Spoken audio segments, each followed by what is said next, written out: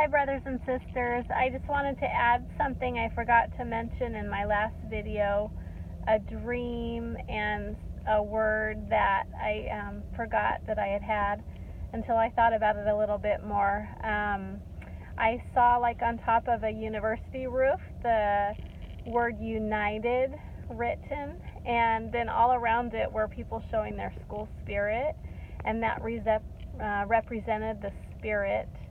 And it just reminded me to be united in the Spirit. We are one in the Spirit. And Jesus prayed that we would all be united in the Spirit and brought to unity in the Spirit in John chapter 17. And that is how we are brought to unity by the Spirit. It doesn't say be united around a certain political party, be united around the Pharisees, be united around a certain religion, a certain denomination. The scriptures say we are united by being one with the Spirit, by walking with the Spirit being in us and us in the Spirit. And so through Jesus Christ, we can be united in the Spirit.